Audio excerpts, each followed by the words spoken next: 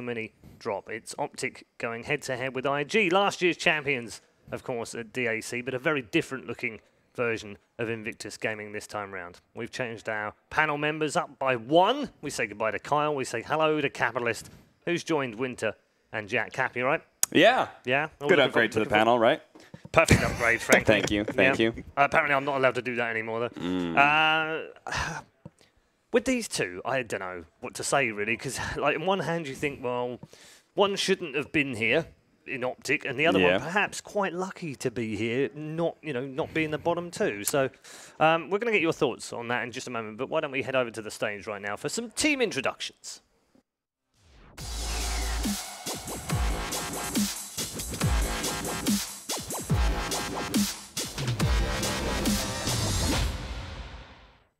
Welcome on stage, Invictus Gaming.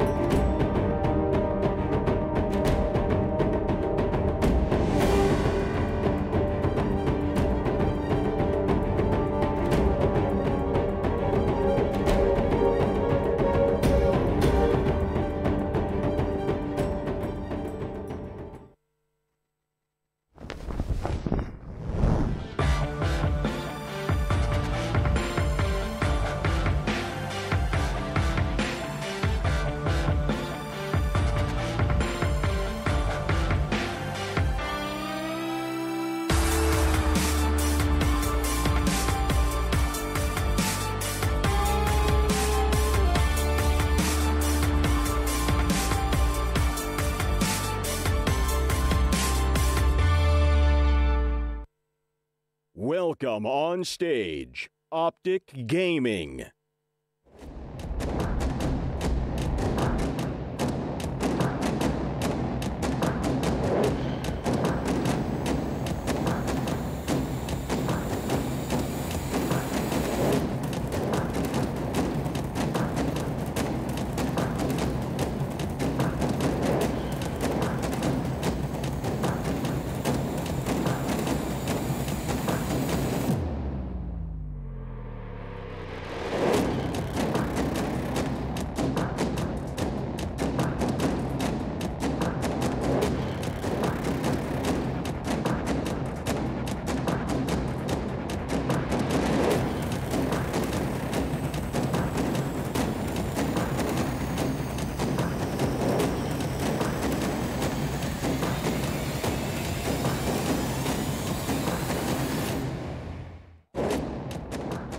Optic Gaming then getting ready to fight off against Invictus Gaming with plenty of weapons on the introduction as well.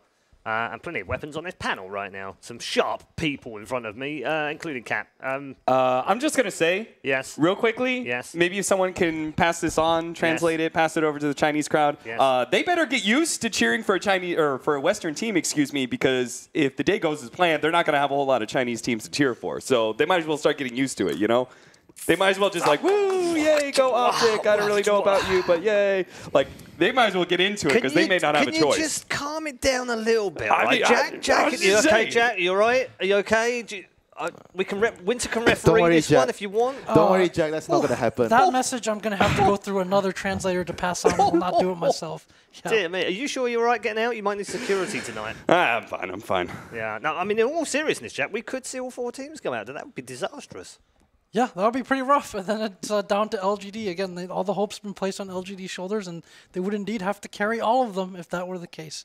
But this is a series where I think this could be a real trap for Optic. I think IG has a pretty good chance in this series. Really? Because Peter tweeted out that he was quite happy to be playing Invictus Gaming. Obviously, they chose them to play out of the group stage as well.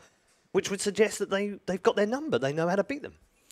Yeah, the weakest Chinese teams are the ones that advance. Well, I guess Thunder had an even worse record as well. But I'd be careful about this because IG, again, any of these teams, they have time to really sit and kind of study their opponents a little bit. For Optic, I think they got a real surprise on people. I don't think too many teams prepared that well for them going into that best-of-1 format initially. I think that Optic is going to be a little bit more exposed or under the microscope for this series, and especially with the added kind of putting pressure on yourself when you say certain things on social media. You know, people are going to pay attention to that. There's been some awareness of that, let's put it that way, within the Chinese community. Yeah, and Winter, I look at Optic and you think they did so well in the first 3 days of the group stage. All they had to do was win against King Gaming, and they avoid this breakout match. That is precisely why I think IG is going to be the team that's going to have like a much added advantage to this matchup because of the way they got into here. Like IG played really badly initially. They slowly picked up the pieces. They got better. Oh, okay, we actually are improving as a team. Everything is looking good, and Optic is like, oh, we could have actually avoided everything. It's like a big mental block. I think I mentioned this before yesterday, like especially for a young player like CCNC, and you know that you could have already been through to the main event, but because of one slip up, you have to risk everything. It's going to be at the back of their mind. Yeah, and nerves going to play a part in here as well? I would say certainly. I think that, again, the newer players on Optic, I think there's no doubt. I spoke to CCNC the other day, and he said, we choked, I choked. It happens, but it did happen. They recognize that. So I think now on the main stage with elimination on the line, especially when they could have been in a much more secure position, yes, absolutely. Nerves is going to be a big part of this. I would still say that based off of the group stage performances, IG have been looking better as time went on. So maybe they're going to just be able to take that next step and look the best they've ever been so far. But I would say the best that we've seen from Optic outdoes the best we've seen from IG. Okay. With such an experienced player like PPD on the team, surely those nerves can be quelled a little, can't they? What words of wisdom will he be giving his young teammates? I mean, I can't imagine words of wisdom. I mostly just think of flame. Words of rage. I just imagine that CCNC's like, I don't want to piss Peter off, please. I mean, that's kind of like the worst thing, playing not to piss your captain off instead of, focusing on the game. I mean this is all a personality that Peter puts forth, right? In the actual team itself, Peter's obviously going to be a much better captain than everything that we see on social media and such. So, yeah, I'm sure Peter is definitely going to be providing a steady hand for his team. Jack, you've picked out our mid-battle as the matchup that you'd like to talk about. Tell us why. These two are almost polar opposites in a sense. I would say so. Sorry. As well as their expressions here, also polar opposite. But so fantastic. XSS is known as one of the weaker laners. And I mean, I think like he is also criticized for being like overly slow and patient, not really being a shot caller out of the core position, which puts a lot of pressure on aggressive, and often their mid to late game looks very tentative. CCNC on the other hand, I think he's seen as a pretty strong laner, but he gives away a lot of opportunities when he's not playing well. So even if he's ahead, getting caught, putting his team in a bad position. So kind of very different style for these two guys, and often XSS is asked to also take a bit more of a backseat as well. So. CCNC has had his lane sacked an awful lot in this tournament so far. He seems to have played the fall quite well, as it were. But both these two players have had a fair amount of grief from their respective fans as well. Yeah, absolutely. I think that, even if CCNC is being sacked, and I personally would say that, at least from my experience with Quinn, that I think it's a player that you do want to build around.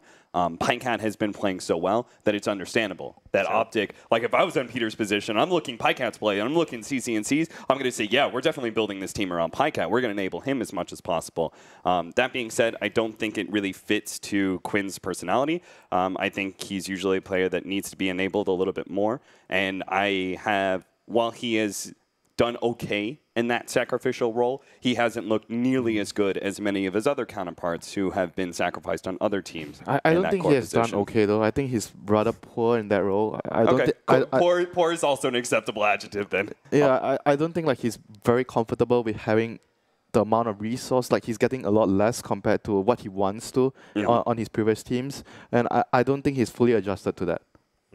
Yeah, these two also mirror in another way, again, kind of like this next generation of players, right? So CCNC and Brile kind of seen as the next generation of NA players. And for XSS, I mean, last year, again, played tremendously in the offlane role and helping IG secure that hot run through the spring, including the DAC championship. But at the same time, again, since he switched roles, this team hasn't really been heard from in some time since Burning was gone. And so it's kind of like maybe he hasn't lived up to the expectations either. As equally as CCNC may have failed in that mid role, though, Pycat has definitely overstepped. I would say I think he or not overstepped, but overperformed. I think he's done a fantastic job. He's been the biggest surprise for me, actually, out of all the players here at the DBC season. His performance as a carry was completely unexpected, and I think he's one of the main reasons that Optic is doing so well. And then on the side of IG, I think this does come back to the mid role a little bit, where XXS may be a poor laner, and CCNC could take advantage of that. Though 4 position out of IG, I think this is really the 1 and 4 is exactly where they lie a lot of their hopes on, and it's why they look so good later on to the group stage. How many Earth Spirits games did they get towards the end of their group stage, you know? Yeah, indeed. Why is Pycat's performance so surprising? Considering he's such an experienced player, and he's very simple, Paul. He was washed up. Right? Okay. There's no other way to really be able to say it. He was out of the game for a little while. His reputation before was not the greatest, whether as a teammate, whether as an actual performance. His performance on Na'Vi, I think, was pretty good, but the team just never really came together anyway, so people naturally kept those expectations of he's never going to be tier 1 again sort of thing, and he comes into this Optic roster, and he looks by far like the best player on that team. So that is definitely very surprising, very rare to be able to see a veteran be able to completely reinvigorate themselves and become a tier 1 core position again, right? I would say the last surprise to me was like Burning in the season before he retired, right? He actually all of a sudden started stepping up again, and he looked really good. I think Ohio would be another example where very recently, before he got kicked for Universe, he was actually looking like his old self again. Yeah, it is quite rare, especially as a core as well. We've seen a number of players, like Demon springs to mind, for instance, as someone who came back out of the wilderness and can come back as a 4 or a 5 and can kind of help them with the experience of the side of the team. But as you said, Pycat's come back in as a core and has really owned that team. Yeah. Where do IG get their... Where do they get their influence from, Jack, in this particular matchup? Where are they looking to? Are they looking at aggressive and thinking we need a big game? So when they were doing well last spring, it was kind of 2-3-4 would play together very well. 3-4-5 actually as well with like the offlaners, if they had something like a Legion Commander with Boboka offering great tempo, their supports would play together and kind of set the table, and Burning would be able to come in and finish these games off. In this case, it's a little bit different because Aggressive is that fighting tempo core. He has been basically for most of his career, and then you talk about some of these heroes that are popular now, back into the focus like Gyrocopter, Phantom Lancer, some of these heroes. So it's very important for Aggressive to have a good game. Boboka's going to do really good things as a roamer, as he's been doing in the past with a variety of different heroes. They need that to kind of set the table for them. They're able to often get pretty good advantages, I would say, out of lane overall, even if mid is a bit weaker, but they look a bit tentative and a bit on the safe side once it gets to mid to late game. Sometimes they can't finish games or the lineup runs out of gas. We saw that game against EG most notably, where they took a huge lead coming out of the lanes, but 1 or 2 mistakes and suddenly EG is back into it. So I think they have to like try to use what they have. You know your mid player is not as great of a laner. You give him those kind of like default 50-50 matchups, DK. Give him a Viper, give him a Razor, and then you try to use your Boboka as a strong roamer to help the off lane or secure the safe lane. You help the other lanes. I think that's a good way of playing around the weakness of the team and trying to allow the other players to succeed.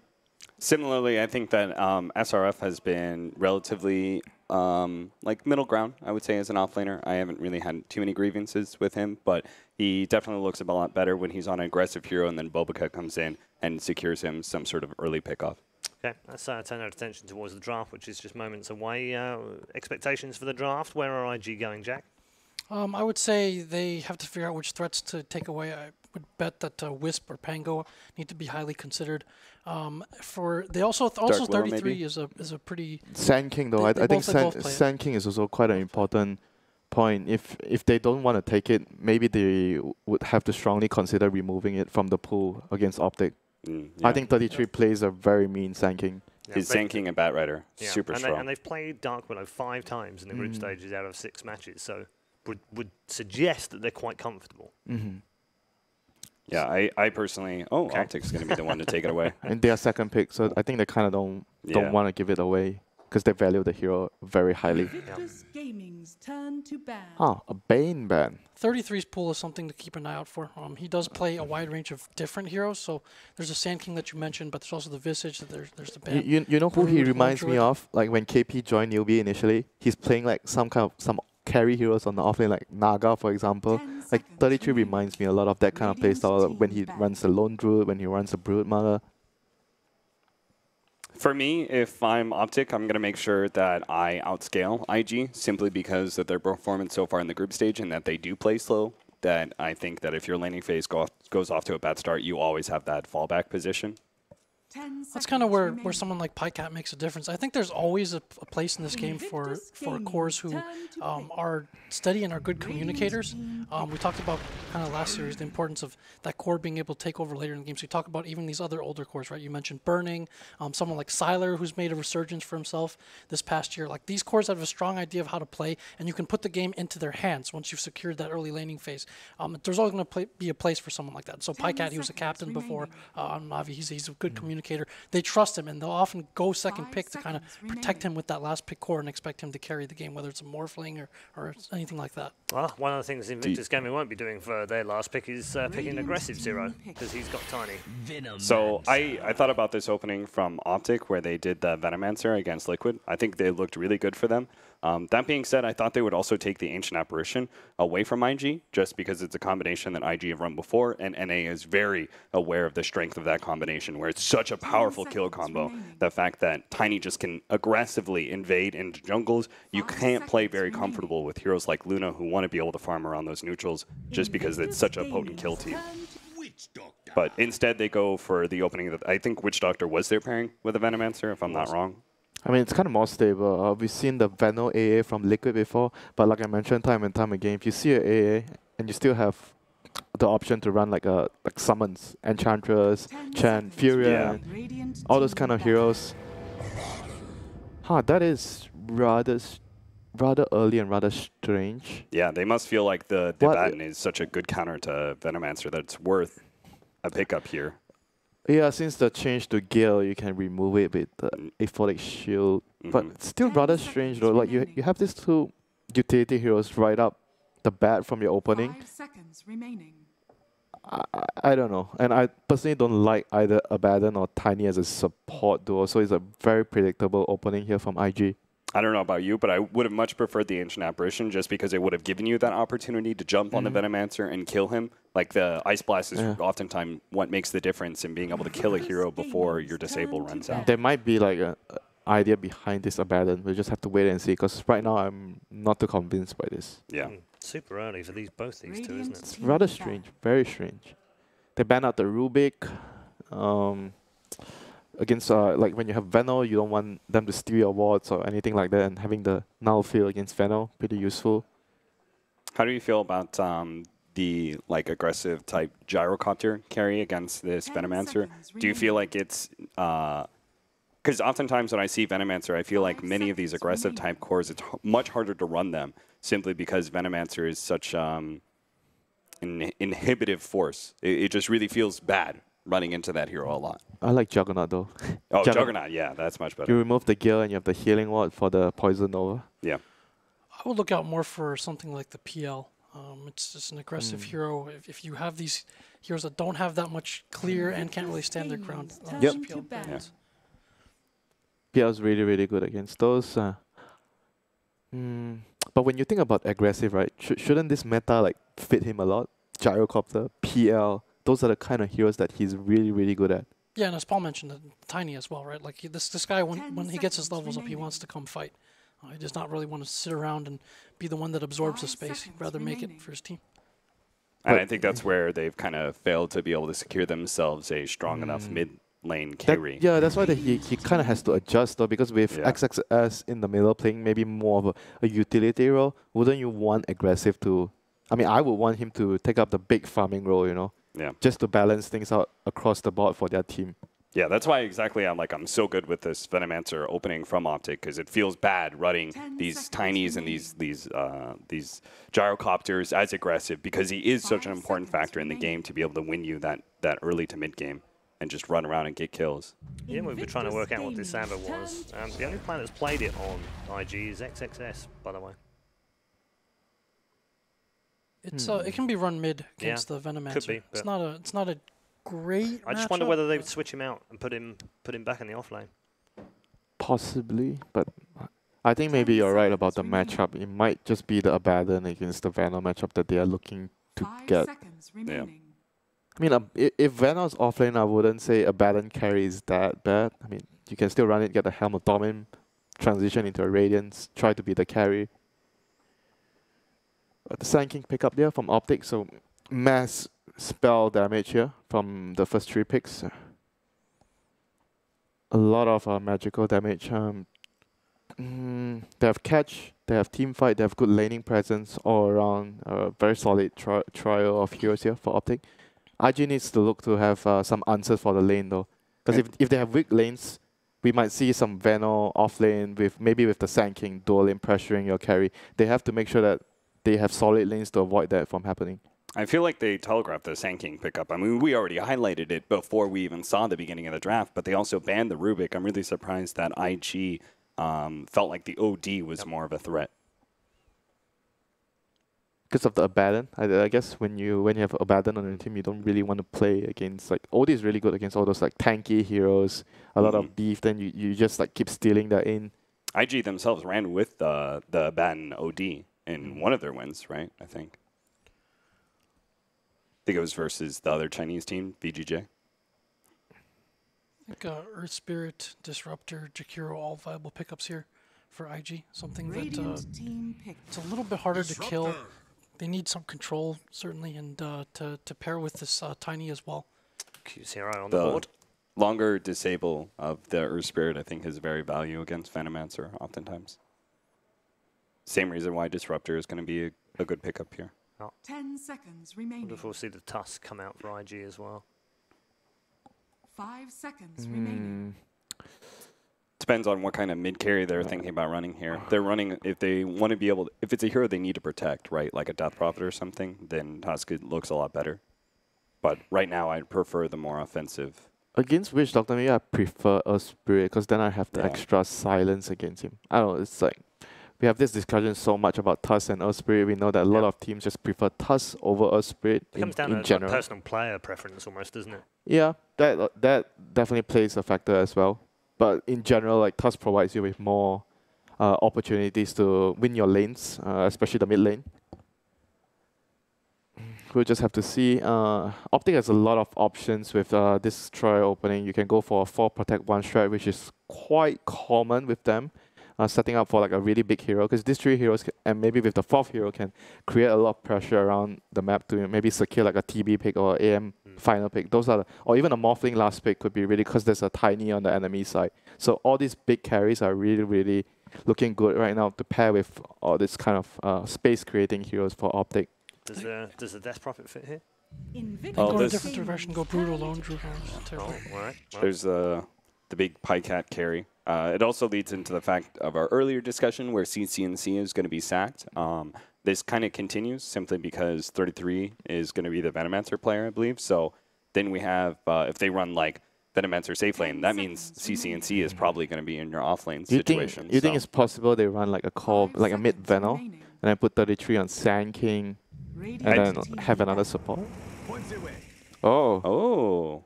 That's the Boboka hero, I presume. Yeah. You would imagine that would be. Yeah. This is the 6th time they picked it.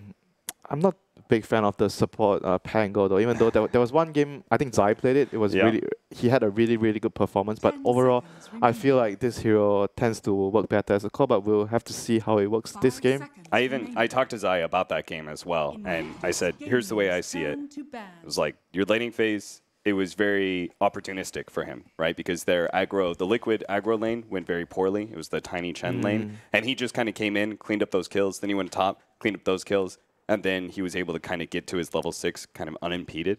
And he agreed that this laning phase for Pango, you just don't do anything. So it is going to be a much less impactful hero for Bobica in those first 6 to 8 minutes. But if you could get to 10 to 12 minutes, again, without losing your laning phase too hard, and you get to that level 6, then you're a superstar again. I think IG may consider going for a Tinker here. There's not the best options for kind of locking him down. It's good against the Terrorblade. Have they played Tinker since they traded out OP? I believe XS does play this hero. So okay. Obviously, OP before was the... Their lineup is like all over the place, though, if they finish up with a Tinker. Because, I don't know, the lineup feels really weird. I mean, I can understand the pick there against the Terrorblade. Because you have all these like heroes that really want to fight, and then you have this Tinker. Yeah, you don't have something that takes advantage of your abandoned pick, right? It's like you've got I mean, when it's gonna be good if you get to the point where you have Radiance on Abaddon, and then your Tinker has like Dagger, Aghanims. But the early game is very, very difficult to pull through. We just discussed how much of a tough spot Pango can be as a support if the lanes are not going well. And I can see this game, the lanes are going to be really tough for IG. I was just adjusting my lapel there. With your upside down Storm Spirit head. 10 seconds. So I guess what, DK against the Storm? Yeah, DK got 5 banned. seconds It remaining. was also DK's Optic's banned. preferred CC&C offlane hero. If they could switch it up. There's still the Puck. Yeah, I would say like Puck or Nyx Assassin. But they did have like one game that didn't work where they had this like 4 magic heroes and 1 core. Did they lose that game? I remember they drafted one of the games they drafted that way. Was it with? I think it was with Terrorblade as well. LGD. Yeah, they played up against. DP is much more like balanced throughout, and they have this silence against the Storm, which is going to be pretty useful. And the lane as well, like CC&C should be able to dominate the Storm in the lane, and that's his strength. Yeah, and then in turn, it probably means we have an aggro Trine lane around the Venomancer, or like some sort of dual lane, right? Even a 2-1-2 would be fine, yeah, I think. Veno Sand King, I think, is probably adequate. Okay. Jack, what do you fancy more? I like the Pango. I think IG is a better team than people are giving them credit for, and I think they're going to take the game 1 in this series. I like how you looked at me when you said people. Capitalist thinks. I was just looking towards my co-panelists. I, on the other hand, do not like the Pango as a support, so I am going to go with Optic. Purely on the Pango? I am open. Overall as well. I think overall they have a much easier like lineup to to execute, and they have the DP against Storm, which I think CC&C is just going to destroy. Sure. Yeah, you don't have a hero to be able to impact the laning phase as well as you would like. The laning phase is going to be won by Optic, I think, and as a result, I think Storm Spirit won't have enough damage to kill these heroes, so Optic. All right, 2 for Optic and 1 for IG. That is the view of the panel, but of course it doesn't really matter what they think. It matters how the players perform inside the arena, which is where we're heading now for Game 1 between Optic and IG. Thanks, Paul. Here ringside with my good buddy Lacoste. We're getting ready to bring you the 3rd breakout bracket matchup right now. We got to find out, is it going to be the green wall or is it going to be the great wall? Lacoste, panel seems pretty split about this one. What is your take on it? So far, I would say the great green wall. I love the last pickup. You and me discussed what the last pick is going to be. I got it right. Death Prophet just to control the Abaddon and the Storm Spirit in these fights. This AoE silence is going to be really huge. Also, I don't like the Pango as position 4, but we'll have to see how that works out. They've run it a couple of times already. Boca is like that innovator of the 4 position, though. It was just last DAC that the Monkey King was, well, king, and Boca brought the best Monkey King to the game. I'm curious if he can pull kind of the same stunt here with, of course, the Pango. We'll have to see about that. As Zai played the really mean Pango as position 4, so it's doable. I think team's still trying to figure out whether Pango is going to be a mid laner, is it going to be an off laner, position 4. But he definitely needs items to come online. He's really an item-dependent hero. Yeah, one of those like heavy burst kind of heroes, offers a little bit of utility with that rolling thunder. We'll have to see the matchup. For Optic, we're seeing a lot of really comfort picks almost. Pycat on that Terrorblade. Name a more iconic duo, really, in 7.12. When he saw Peter Pan Dam in the hallway, he looked so calm. He was ready, man. He was ready to slay some Chinese. Seeing a little bit of fisticuffs to start this one on. SRF getting a bit anxious here, trying to go for the bounty rune. He will be able to secure it, but does get hit with a couple of shots on the way out. These bounty runes are going to be split right down the middle between both these teams. And already we're seeing a little bit of an audible call as we switch things up. Look at early smoke movement coming out from Baboka to plant a nice ward. Look at that. Yeah, that ward gives a lot of vision. It gives covers all the vision for your mid laner, and it shows when the supports are moving from the mid lane. They might even want to get the courier. Oh, this is good, but the courier is waiting. It is. I'm sure Optic are trying to keep in check who is in what lane and do a bit of a roll call to see who's around. And in the meantime, they're going to keep that courier parked. Play it safe. A smart choice here. Otherwise, this could cripple CCNC quite a bit in the early laning phase.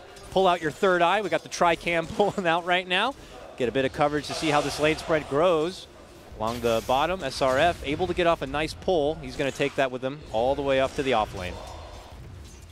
Yeah, he's using a lot of resources to pull it. He already used the 4 tangos already, but he wants to get the lane back. And Pango might pull it again. This double pull is really working miracles for IG. Is this really like where the meta's become? Because this seems like something you could do on either side. Just constant off-lane pulls here. But Boca dancing his way with the creeps, taking him all the way up to that off-lane. This is the first time I see it. The first pull and the second one coming right after. Usually there was one hero disrupting the enemy heroes, just buying time, and then the other one pulls. But look at this. This is some next level stuff right there. He's taking it along the longer road as well to have it timed out a bit better. Here comes Peter to try to stop him in his tracks, but I don't think he could do a whole lot to prevent the wave from going that direction. He's just going to try to pop up a couple of quick little shots here, maybe hit an early Maldic, but nonetheless, this is a bit intriguing for PyCat. He will be able to get a little bit of a wave to work with here, but obviously this is going to be a pretty nice advantage for IG out of the gate. Yeah, definitely. Also, top lane is going all right for Optic. Venomancer and Zai are doing a good job. They have a lot of slow. Once Sanking hits level 2, that's going to be pretty much 100 movement speed. Heavy hits onto aggressive, but they quickly turn their attention onto Zai with the Thunder Strike and the right clicks. It is going to be Q who secures the first blood for IG on this one. Yeah, they should be trying to focus the Disruptor in this lane. Tiny is really beefy. He has 0 armor, but still his HP gain, his strength is really, really huge at the start. Going to be back in the lane action. They'll welcome him with a new Burrow Strike here, but all for flirting, nothing too hard committed. The kill potential, not the best here for Optic at the moment, not till they get a few more levels under their belt. 3-3 though, able to pop off a salve in the corner, and they're going to slowly walk him home. I might have just jinxed myself. Kill potential? I think Optic actually might have it. Well, I double jinxed myself. Damage over time, Caustic Finale, it's going to be enough. They got it. Yes. It's a slow and very painful death, but it's a death nonetheless, and we're even now 1-1. Yeah, Thurblade is getting pressured on the bottom lane. Now that they have 2 creep waves coming, they can also use a glyph. He also pierces through Peter Pan Dam. He might actually pull the wave again. Oh my god, this is getting so annoying for Optic's bottom lane. Yes, it is. Now PyCat has to continue to work CSing under that tower. And look at Optic are like, you're going to pull our wave? We're going to pull your wave. Zai does his own lane pull up at the top. And, that's where Dota's becoming right now. Let's touch base briefly on this mid lane, the DP Storm matchup. It started pretty favored for the Storm, but as time goes on, it looks like CCNC's been able to pull it together nicely here on the DP. 17 and 8 CS for him. Early Soul Siphon to kind of fend off XXS. Still pockets that one salve, maybe forced to use it here, and there he goes. Yeah, CC is doing a good job on a mid lane, level 5.5 against the level 4.5, which is pretty expected. The Death Prophet pretty much destroys that lane and is not really affected by, let's say, movement from Disruptor or Pango. They need to get Storm Spirit to level 6 if they want to try to get a kill on that Prophet, but even then it's going to be really hard. Even if it is hard, though, is that something that IG are going to have to just try to shoot for? Oh, they were doing a little bit of aggression here for PyCat. The swashbuckle, a little off the mark there to find connection for PyCat. Maybe they were anticipating he was going to cut a bit harder, but no, he does sidestep it a bit. Even with all the lane pulls, PyCat is still winning the CS game overall. He's now neck and neck with CCNC at 25 apiece. So not too shabby, while SRF only has the 10 And of course, Baboka doing a lot of the legwork with just one CS to his name. So not too shabby for Optic. I guess it could have been more dramatic in their favor if those pulls never happened. Yeah, panel discussed about PyCat. He looks like the best player. I would give 33 and him probably the best player award on Optic at the moment. Oh, for Baboka here. As Baboka is actually looking to turn it around, hits the swashbuckle, and the three of them are going to be able to get the quick and easy takedown of PyCat. They recognize how things are getting a little out of order for Optic in the bottom, and they quickly do something about it. Nah, that was not it. I just jinxed him. That was the cause. That's a classic caster's curse we got there, Lacoste. Top lane, Avalanche out, aggressive feeling the pressure. Optic, no, there is no support nearby, but here comes a rotation from Baboka. The one man who was parked there at the bottom was able to rotate over to bail out his comrade. Oh, PPD. Meanwhile, yep, at mid, PPD strolls on through the neighborhood. Q tries to lock him down a bit, but is not going to be able to have the glimpse at the ready or any way to kind of pull him back in. Yeah, the DP ulti is used. There's a siege creep, but wow, again, Baboka pulling the creep wave, just buying the time. It's back, though. It's coming back. It is buying a little bit of time, though. CCNC with the Soul Siphon. In the meantime, Q gets the finish onto Zai. But we're keeping pressure here. CCNC is going to be forced to step off a bit and wait for that ult to come back into play. He's pretty low on life, and XXS is level 6. Not careful, but look at PyCat. The roaming, ganking Terrorblade just walks in, dishes off a cute little right click, and XXS will be able to jump back and actually take the last hit on a ward that Q's going to be able to get rid of. Yeah, PyCat is not getting a lot of CS at the moment because bottom lane was pressured. That's why Zai is on the bottom lane just collecting the XP. Top lane, 3-3 in a bit of trouble. Here comes Aggressive with the molly-whopping bat. Smacks him down. And look at IG off to the races here. 4-1, a hot start for them. Yeah, when he uses whatever, Heartbreaker, Heart Piercer, those targets are so easy to take down. Right now he sports a 2-1-1 skill spread on that Pango. And lots of mileage for Baboka already. Easily able to jump back and around. Now they're looking to make a move onto Q here in the bottom lane. Heavy burrow strike initiation from Zai with the Metamorph. They're not able to get enough to get the finish onto Q, and look at them turn it around. It's a 4-on-2, and they're going to be able to get the takedown of PyCat. Let's go ahead and make it a +1 as they get the set for Zai. Zai, though, gets a nice turnaround, finishes off Q, and now he looks to hide within the trees here. He has no TP, nowhere to run. This will turn into a 2-for-1 trade, favorable for IG. Yeah, this is exactly what IG needs to do. Mid lane is still not done. Tower still has some HP left because of that Baboka pull, so they should use Storm Spirit more aggressively, especially with Abaddon. Pretty hard to take down. Abaddon's still not level 6, though. Yeah, and they're looking to try to get him down just before he hits that level 6 mark. It's so close. He looks to hide within the trees. They're scouting him out with those Venom wards. Tries to creep out to the side. He gets a new shield off. Actually, one more creep goes down. He has level 6. He levels it up, he'd be fine, but no, he's not even under threat. He's looking to turn his tension actually onto 3-3, and they continue to dance behind the tower. 3-3 tries to juke him out. He's forced to level the ultimate, but he's not going to get a whole lot of damage. Oh, the wards, though, do pepper him up. PyCat's waiting for 3-3. This is the most awkward thing ever. Yeah, but he's look, going to go down. SRF's in trouble. The wards are going to be able to get... Oh, he can't... Oh, no. Oh, wow. The Tango. He had a Tango on himself, but it was not enough. That's level 3 Poison Sting. Wow, that was the longest winded kill ever. But 3-3 with the Slippery. Moves behind the trees is going to earn them the takedown of the Abaddon, even though he's able to get that level 6. Baboka shows up, eats the Reflection, and Optic are going to look to take down and secure a Tier 1 tower if possible.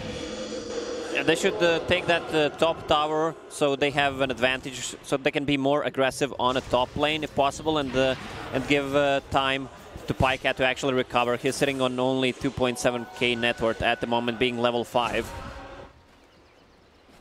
Looks like on our second Death Prophet ulti, they will get that finish for the mid-tier 1, but bottom lane, a jump on in, a setup for PPD.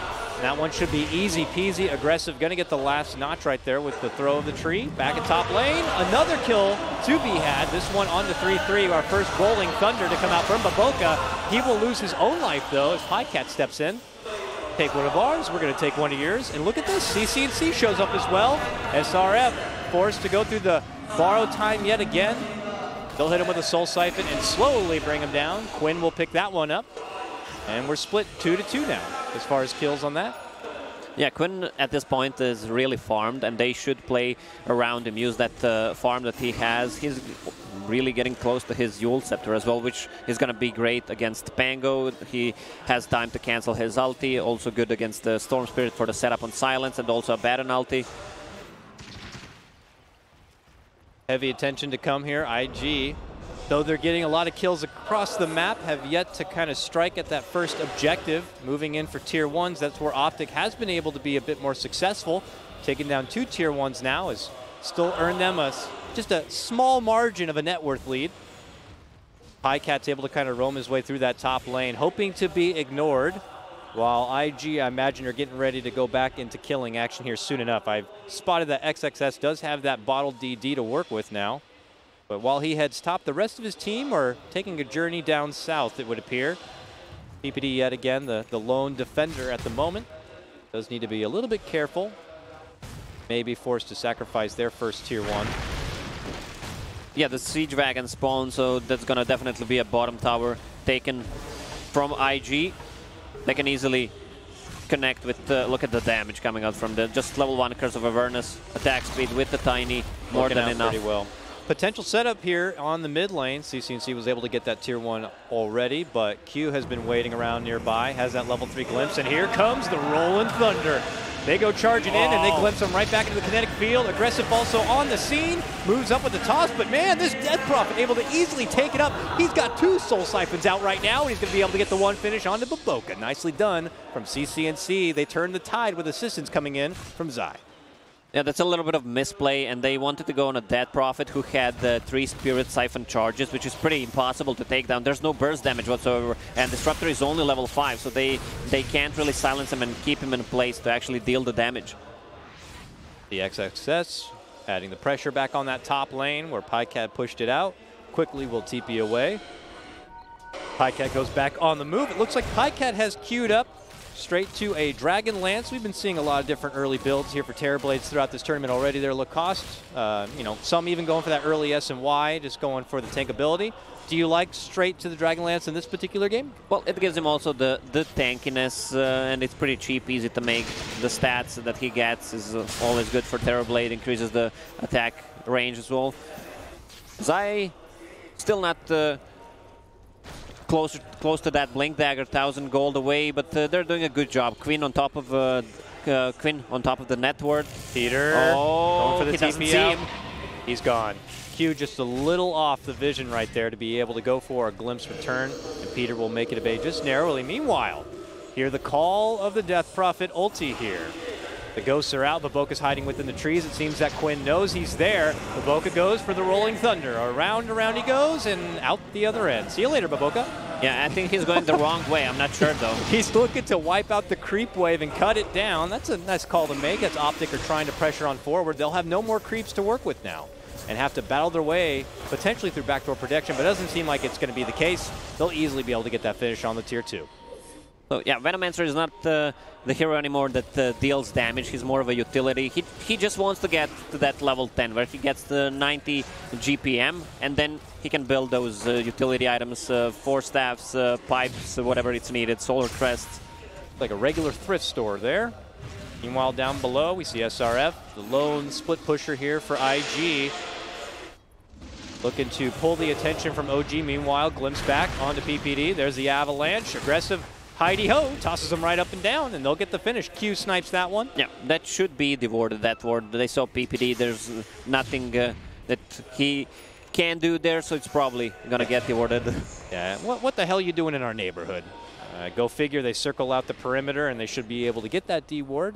It's not too of a unfamiliar spot either. See Q heading the direction now with the sentry. He'll look to take care of that. Zai getting closer and closer to that Blink Dagger. Oh, he misses the D ward. He places another one. He will be able to get it. Meanwhile, the top lane, Zai in a bit of trouble. Could be delayed now on the Blink Dagger. Aggressive. Well, for his namesake, playing quite aggressive in this game already. Strings together a 3rd kill, now on a killing spree with that one. He is got his Blink Dagger if he wants it. Don't know if he's considering a change to the Shadow Blade or not. Or no, he's going to pick it up here in the side shop right now.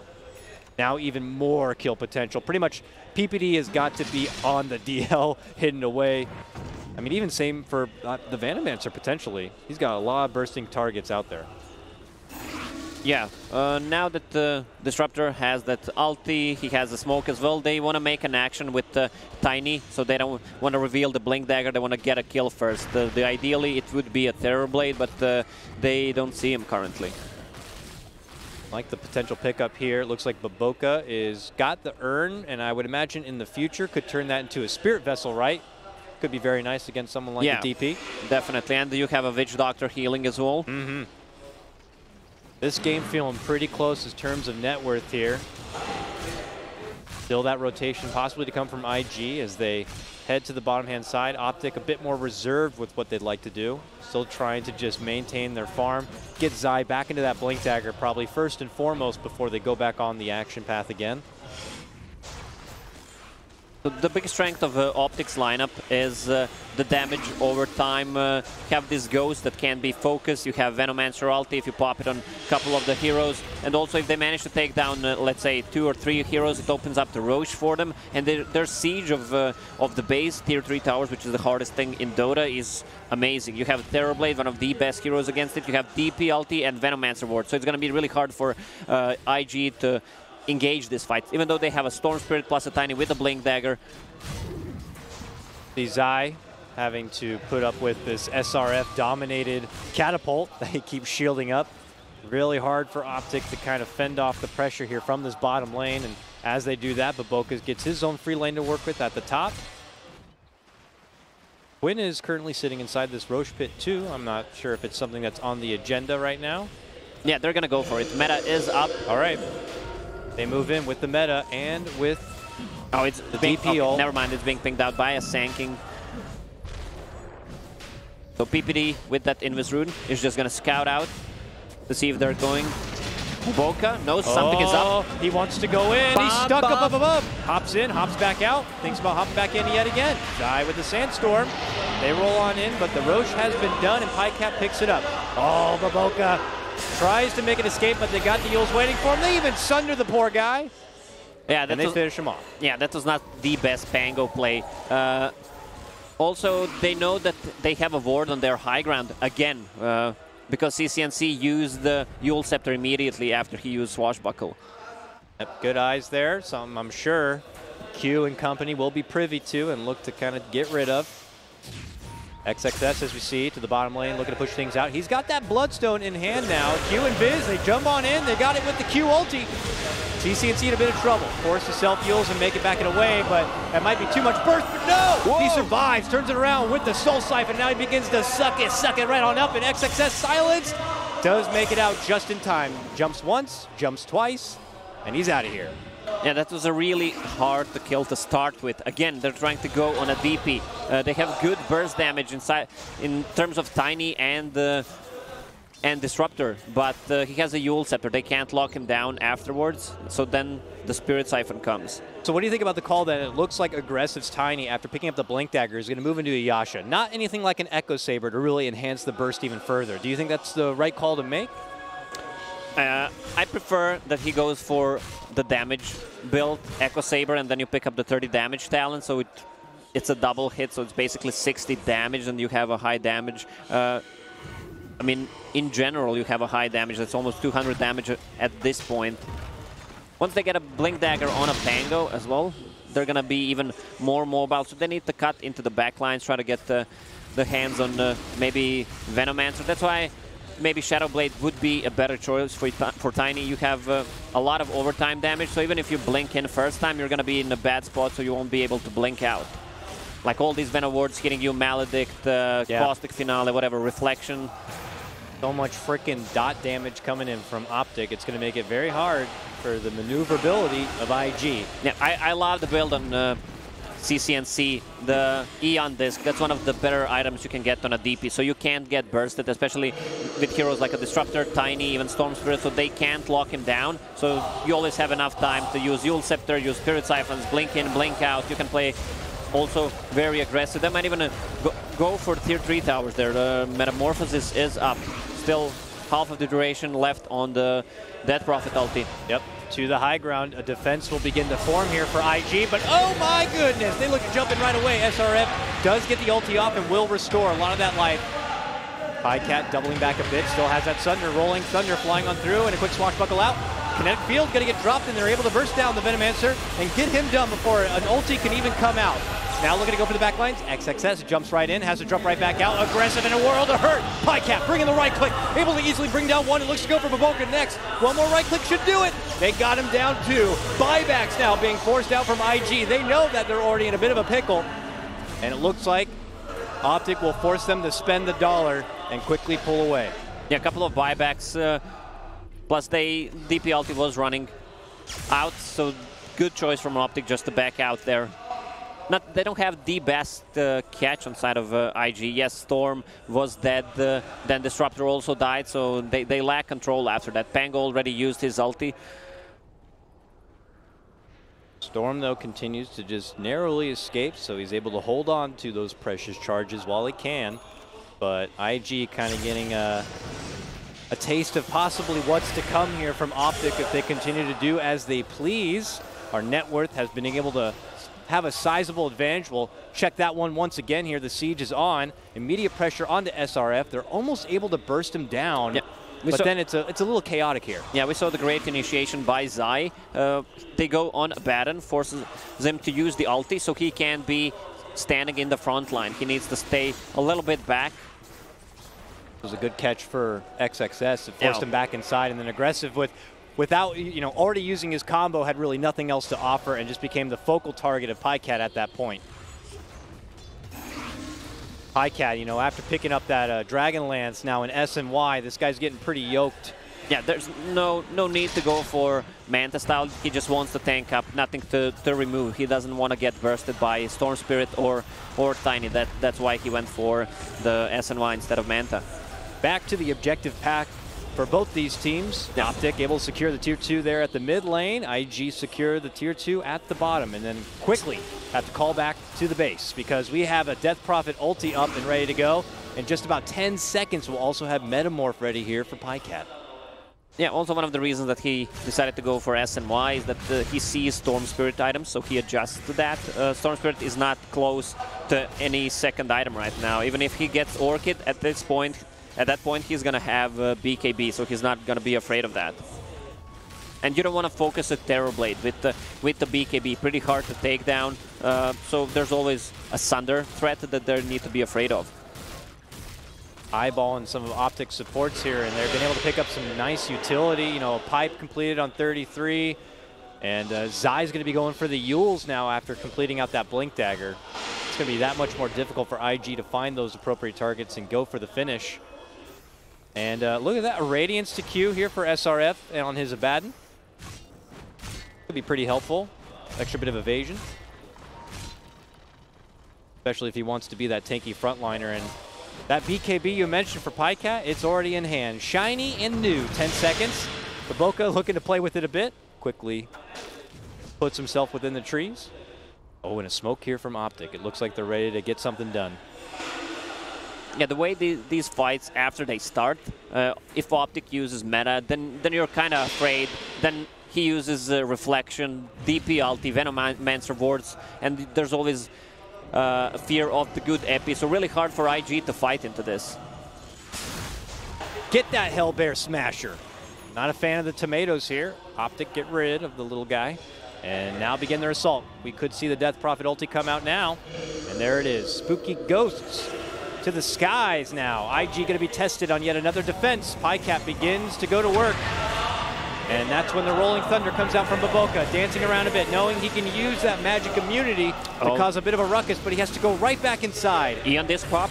Yeah, CCNC gets glimpsed under the kinetic field, but that's not going to be enough to do anything about it. Now CCNC puts his focus onto the little disruptor and easily finishes him off. Long jump to come in from XXS. Looking to go for the grab on the CCNC, but I think Optic just have too much ammunition and too much firepower. IG are getting forced back within their own base, and these Raxes are going to begin to crumble. They can just easily go back right now. No Pango ulti. They have a glimpse from Disruptor, but they should be happy with just this. One more buyback committed. So every time Optic has the ultis, by ultis I mean Terrorblade's meta and the DP ulti, they should just go and try again. Bottom tower is pretty low as well. If they want to play this safe, they can take the Roche and then go again. Roche spawner time, let's see. Getting close. Yeah, I can't see because of the picture. Thank you, PPD. Those mustache covered the Roche timer. Their team's showing a lot of patience, just as much patience as PPD has with his facial hair, but that's fine. They're getting the job done, and I would wager the safer play would be going for the Roche, and it's already up too. Very favorable for Optic now, and I imagine something that IG are going to be checking the clock on. It feels really hard for IG again to fight. They will need to cut into the backlines, maybe try to get the hands on Witch Doctor and maybe Sanking, but it's hard because they have a lot of kiting tools inside of Optic as well. You have these 2 Yule Scepters, Witch Doctor heal, pretty hard to take down. You can always be afraid of the Terrorblade, who can use Sunder, which Ramses loves to do just to save the team weights. Remember that time when he used it on solo and then they just team wiped the enemy team. And then when they do it, it's just like, it's almost like a choreographed dance. Like no call needed to be made. He was already there to make it happen. And in this game, you know, one you were anticipating with the Storm pick, they were going to be able to get a lot done. Top, though, bring in the Thunder right now is going to be Zai. Moving on in, it looks like they get a nice side pick-off of Aggressive. He's out for 50 seconds, no buyback. That's a great pickup now, the Roche spawn. So if IG wants to drag this, they should try to creep skip the waves, buy time with Storm Spirit and with the Pango. They clear the wave pretty fast and pretty hard to catch because Optic doesn't have the best catch besides the Sanking. XXS is able to kind of add some pressure here to the bottom lane, but Optic don't really seem to mind at all. They have bigger things on their mind. The Roche. And with this tool could help them secure yet another set of racks. Yeah. A lot of vision from Helm of the Dominator creep, Venom Ward. Pretty hard for IG to actually approach. Storm Spirit should be the one trying to maybe snatch the Aegis. Yeah, he's busy doing other things, unfortunately. Farming the jungle of Optic side while eyeballing the push towards the bottom. Zai finds a catch potentially here for Baboka. Baboka going to be forced to swashbuckle, jump over out to the side and go into the Rolling Thunder. But the net, there's the net, locks him in his place. And now he's stuck in a bit of an awkward jam. And he's going to be brought down within the trees. Glimpse all the way back onto CCNC to get him off the back of SRF. Bye-bye, Oka. Boca gone. Here comes Optic now, parading their way down the mid lane here. Obviously going to look to cut to the side. It looks like north they will go. I don't feel Optic can throw this game. They were playing pretty safe so far. DP just pops the ulti. That's level 3 ulti with the meta. They have Cheese and Aegis on Terrorblade. Cheese on the DP though. Pretty hard to take it down. Jump from XXS. That's the pop of the disc. He was not able to get a catch with the initial jump in. So the firepower again is just not really there. IG shooting Nerf guns at this point, while Optic just a battering ram right now, going through the top of the base. Pycat just laying it in on thick onto these racks. Finally trying to go for a jump onto CCNC, committing in the kinetic field as well. But this man just simply will not be brought down. They may have to settle for Peter, but not even that kill's gonna come easy. They'll finally get it done. SRF tries to head out the other direction, but they'll quickly lose one. They quickly might lose another. Aggressive to run out the other way, and Optic obviously feeling themselves at this point. Know that the towel could be thrown in any second from IG in game number 1. Yeah, there's nothing IG at this point can do. You're forced into a scenario where you need to fight, but you're not strong enough to take the fight. No burst damage whatsoever. Pretty much everyone on Optic Gaming is tanky. With that pipe on 33, there's just no way for IG to come back into this game. Like, also, the heroes don't scale that well. You have a Tiny who's easy to kite, especially at this point. It's all that slow, and then you have a Pango, Disruptor, Storm Spirit. That's like one more fight, and that's it. Maybe if they just even get a pick off. I think it was Scriff who said it. If you're a Tiny at this point in the game, you jump in, you do your combo, and they don't even lose like a third of their life, you're in trouble. Something's not right. I don't imagine Aggressive is going to be getting another item at this point unless they can somehow find a good turnaround. Yeah, 33 again with some mind-blowing plays. He went for a pipe, which is usually a first or second item on Veno, but then he went for Helm of the Dominator. So he gets the net creep, so he can actually disrupt the Pango's ulti. We're not going to be seeing as many aggressive rolling thunders to come out from Baboka. He thought he would be almost an immortal as he's able to do that, but now 33 with the answer. And here it comes, the final stretch of Optic looking to hit it up from the southern front. Can IG do something about it? And I like this. They have to do something desperate, and they're going to go for the wraparound play. That's desperation smoke. Oh, but Zai spots out one on the side. They know something's happening here. Double jump to coming from XXS. They put their immediate focus onto Zai, but can't fish him off. He gets the Yules. They'll finally bring him down, but it may be too late. Here comes Pycat, and that man's got a big double damage, and he hits like a truck. Boom, boom, boom. SRF forced to go out with the ulti. Baboka feeling the pain, goes to the low ground, tries to jump up and over, but he's not going to be able to make it away. It's CCNC with a godlike right now. 33 says, plague our enemies. That could be a line for Necro as well. And GG's called. The GG has been called, and IG will drop the first one. Optic continue the streak alive for the Western Front here in the breakout bracket, just one game away from advancing into the main bracket. Wow, Optic has been playing really well. A lot of people were not giving Quinn credit for his performances. It was a sacrificial lamb so far. So they are playing around Quinn, and now they give him a better mid matchup, and he just destroyed the lane. Optic got to be feeling really good there. It felt like at the laning phase, IG, get me the hell out of here. Yeah, they're going to be fine to make it out right now. Going to be feeling real good. How much of it would you put this on the draft? I mean, you were calling for the Death Prophet, it felt like, from halfway through the draft. Felt like something that could have been a bit predictable, but were IG just kind of busy focusing on other things? Yeah, it was clearly an out draft from Optic Gaming. Even if they, let's say, played the best of 5, I think maybe one game could have been taken on the dire side lineup. If you had to personally pick an MVP for Optic's lineup, what would you do? Who would you pick? I would definitely call Quinn. His positioning is sometimes not the best, but he was being really on point this game. Awesome stuff. All right, that wraps things up for game number 1. Let's send it back over to Paul and the gang at the panel to get their thoughts on this Optic versus IG game 1.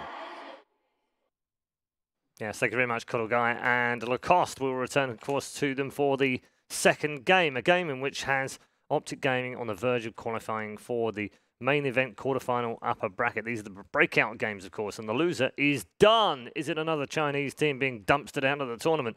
The thoughts of our panel will follow. I guess, Cap, we'll start with you. We kind of put some question marks over CCNC before this game. Yeah.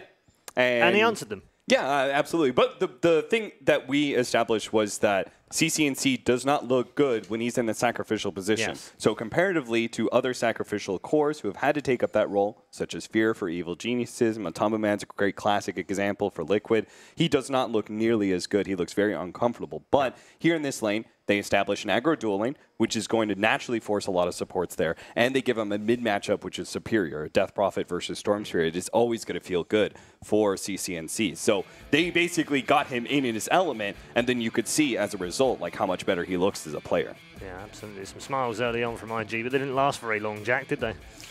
Nope. The early game that went okay for them led to some strong points, some timing where they could have tried to make more things happen. I think they just got a little bit too contented and a little bit too complacent at times. I think that's been a persistent problem with this team.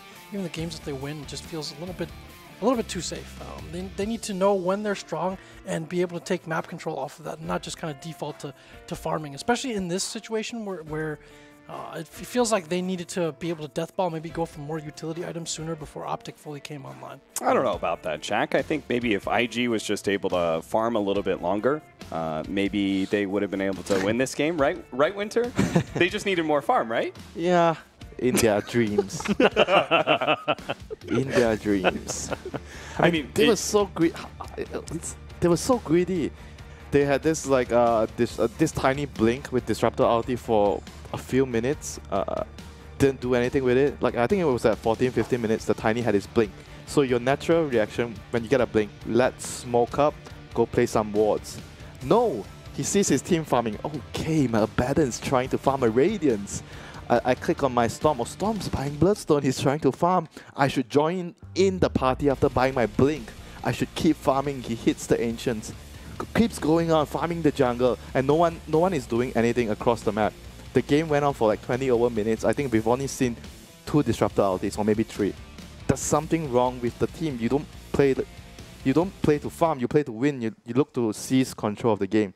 Maybe a little bit of farm envy going on between these teammates, right? If one person's farming, it feels like the rest of them got to be farming too. I mean, that's kind of like the NA thing I joked in the past, where if the enemy team buys a Midas, you don't pressure them. You buy 2 Midases and you out-farm them.